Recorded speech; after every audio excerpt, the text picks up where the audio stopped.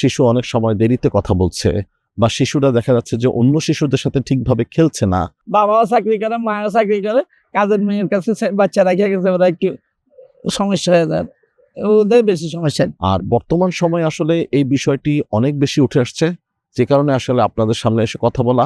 আমরা শুধু সমস্যাগুলো নিয়ে আলোচনা করব না, এখানে সমাধান থাকবে। বাবা মা সবার সাথে মিলে জয়েন্ট ফ্যামিলিতে থাকতে চায় না, কিন্তু জয়েন্ট ফ্যামিলিতে থাকলে সবচেয়ে বেটার হয় আমি মনে করি। দেখতে পাচ্ছি যে অনেক শিশুই দেখা যাচ্ছে যে মোবাইল ফোন বা এই যে টেলিভিশন, এগুলোর স্ক্রিনে আসক্ত হয়ে পড়ছে। বিশেষ করে দাদা দাদি যদি সময় দেয়, তাহলে ওই বাচ্চারা মোটামুটি আমাদের হিসাবে ভালো হবে। সুপ্রিয় দর্শক এবং শ্রোতাবৃন্দ, আজকাল আমরা এমন অনেক শিশু পাচ্ছি যারা অনেক বেশি জেদ করছে, তাদের আচরণে বিভিন্ন সমস্যা হচ্ছে, এবং তাদেরকে নিয়ে মা বাবা অনেক বেশি হতাশ। এই শিশুগুলো আসলে কিভাবে বড় হচ্ছে, কিভাবে তাদের লালন পালন হচ্ছে, বিশেষ করে কর্মজীবী মা বাবা যারা রয়েছেন তাদেরকে তো অনেক বেশি দুশ্চিন্তাগ্রস্ত দেখা যায়। তারা অনেক সময় অফিসে সারাদিন বসে বসে ভাবেন যে আমার শিশুটা ঠিকমতো খাচ্ছে কিনা, ঠিকমতো পড়াশোনা করছে কিনা, ঠিকমতো খেলছে কিনা। তো অনেক সময় বাড়িতে তারা ন্যানি রাখেন, বা হয়তো দাদা দাদি নানা নানির কাছে রাখেন। আসলে এই শিশুদের যে বেড়ে ওঠাটা, এই যে একটা শিশু যখন পরিবারে আসে, সবারই তো একটা আনন্দের বিষয়। সবাই তাকে নিয়ে আসলে চিন্তা করে তার বেড়ে ওঠা, সে যেন মানুষের মতো মানুষ হতে পারে, সমাজে কিছু করতে পারে। এই বিষয়টা নিয়েই কিন্তু আসলে মা বাবার চিন্তা থাকে, মা বাবার একটা আশা থাকে। তো এই শিশুরা দেখা যাচ্ছে যে কিভাবে লালন পালন হচ্ছে, কিভাবে বড় হচ্ছে, এই ব্যাপারটাতে অনেক পরিবারের কিন্তু সঠিক বা স্বচ্ছ ধারণাটা থাকে না। বিশেষ করে কর্মজীবী মা বাবা যারা রয়েছেন তারা তো অনেক বেশি দুশ্চিন্তাগ্রস্ত থাকেন, এবং অনেকে কিন্তু এটাও চিন্তা করেন যে তিনি চাকরি ছেড়ে দিবেন, এখন থেকে শিশুকে সময় দিবেন। তো এই যে শিশুদের বিভিন্ন আচরণগত সমস্যা, শিশু অনেক সময় দেরিতে কথা বলছে, বা শিশুরা দেখা যাচ্ছে যে অন্য শিশুদের সাথে ঠিকভাবে খেলছে না, এই সমস্যাগুলো এখন আমাদের সমাজে অনেক বেড়ে গিয়েছে, এবং প্রত্যেকটা মা বাবাই আসলে এই বিষয়টা নিয়ে অনেক বেশি উদ্বিগ্ন।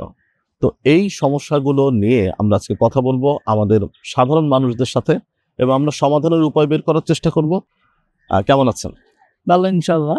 আপনার পরিচয়টা যদি একটু দিতেন। আমার নাম আলহাজ মোহাম্মদ আজাদ হোসেন শেখ। আমি সিনিয়র সহকারী পরিচালক, বাংলাদেশ বিদ্যুৎ উন্নয়ন বোর্ড, বর্তমানে পিআরএল এ আছি। আচ্ছা। আমার দেশের বাড়ি লক্ষ্মীপুর।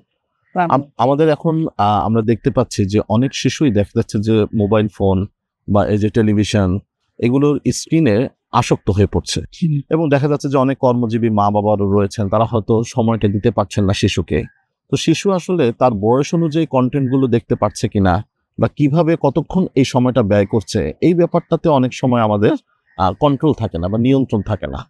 তো এই যে শিশুদের এই ক্ষেত্রে যে প্রভাবটা, এই স্ক্রিনের প্রতি যে তাদের আসক্তি হয়ে যাচ্ছে, তাদের মধ্যে যে আমরা বিভিন্ন ধরনের পরিবর্তন দেখতে পাচ্ছি বর্তমান যুগে, আপনি কি কি ফ্যাক্টর মনে করেন যে এখানে আসলে এটার সাথে সম্পর্কযুক্ত?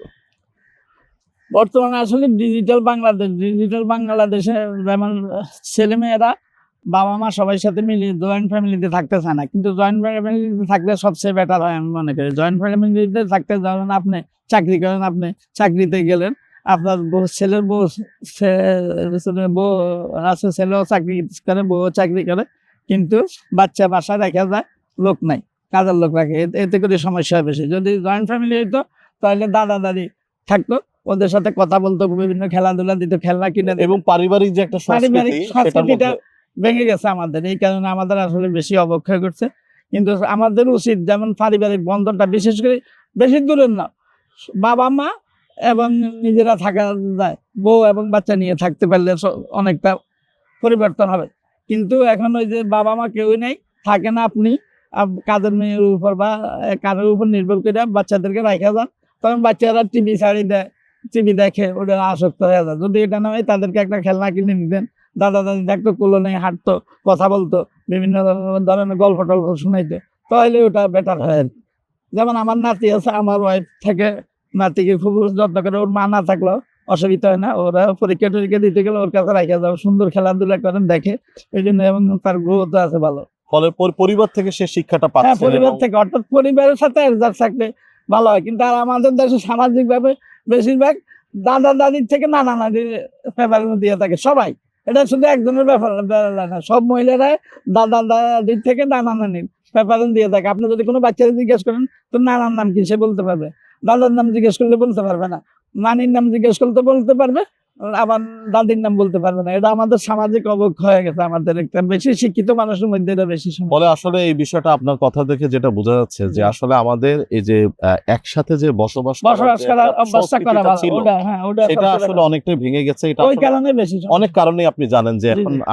একটা পরিবারের আর্থসামাজিক প্রেক্ষাপটের বিবেচনা করলে একটা পরিবারের মা বাবা সবাইকে কর্মমুখী এবং সবাই অনেক বেশি শিক্ষিত, তো ফলে ওই জায়গাটা তারা সময় দিচ্ছে, কিন্তু তাদের শিশুদের দুটোই রাখতে হবে, সেটা চাকরি বা কর্ম সেটাও রাখতে হবে, আবার শিশুদেরও সময় আপনি দিতে হবে। যে কাজ করবেন তার মধ্যে আপনার একটা প্ল্যান থাকতে হবে। যেমন প্রত্যেকের পরিকল্পনা। অফিসে একটা প্ল্যান থাকে যে আজকে আপনি কি কাজ করবেন।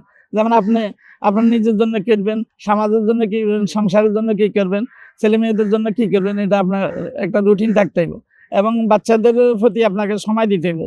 বিশেষ করে দাদা দাদি যদি সময় দেয় তাহলে ওই বাচ্চারা মোটামুটি আমাদের হিসাবে ভালো হবে। এবং আপনি ঠিকই বলেছেন, এবং শিশুর যেই মা বাবা রয়েছেন তারা তাদের মা বাবাকে অর্থাৎ দাদা দাদি নানা নানিকে কিভাবে সম্মান করছে, কিভাবে তাদের প্রতি তাদের সাথে তাদের সম্পর্কটা, এটা দেখে কিন্তু মা ওই শিশুরা কিন্তু আবার শিখে, হ্যাঁ তারা কিন্তু আবার বুঝতে পারে যে না, আমার মা বাবা যেভাবে তার মা বাবাকে দেখছে, হ্যাঁ, আমি ওইভাবে দেখবো। আপনি মনে হয় এটার সাথে সহমত আর কি।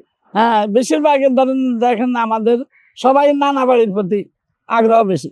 যদি কেউ দাদা বাড়ি যাইব না, যদি নানা বাড়ি যাইতে যাইতে চায়, এটা ওইভাবে গড়ে উঠছে আমাদের সামাজিক। কিন্তু সব ফ্যামিলির না, এটা মোটামুটি আর কি। এত ফার্স্ট এটা মনে করেন 80%, 20% আছে না বিপরীত, যে দাদা বাড়ি পছন্দ করে। রাইট।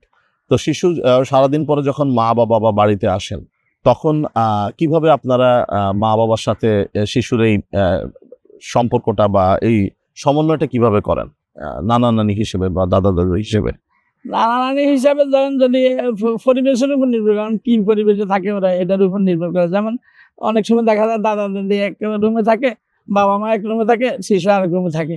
এখানে আমি দেখছি আমার বাস্তব অভিজ্ঞতা থেকে, যেমন আমার নাতিতে যদি এর বাবা রাগারাগি করে দৌড়ায় আমার কাছে চলে আসা, আইনা কাইন্দা দেয় ব্যয় করে, তাহলে বোঝা গেছে যে আচ্ছা আপনার কাছে সেই ইমোশনাল অ্যাটাচমেন্ট এবং আমি দরজা খুললে দৌড়ে চলে আসে দাদা আসছে কে।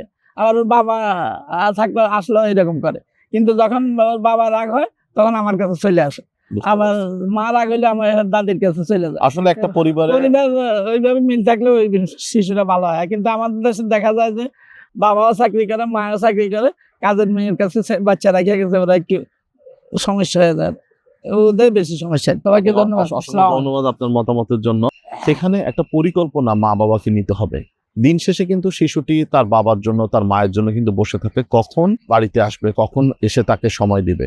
এবং যেটা কথা হচ্ছিল যৌথ পরিবারের, যে আমরা যে শিশুর দাদা দাদি বা নানা নানি রয়েছে তাদের আসলে এখানে ভূমিকা রয়েছে, এবং মা বাবা যদি এই বিষয়টি খেয়াল করেন যে একসাথে সবাইকে নিয়ে যদি সম্ভব হয় এই পারিবারিক বন্ধনটাকে অটুট রাখা, তাহলে শিশু একটা পারিবারিক সংস্কৃতির মধ্যে, একটা বিশুদ্ধ সংস্কৃতির মধ্য দিয়ে বড় হবে এবং শিশুর একটু গঠনমূলক সময়ের মধ্য দিয়ে শিশু বেড়ে উঠবে।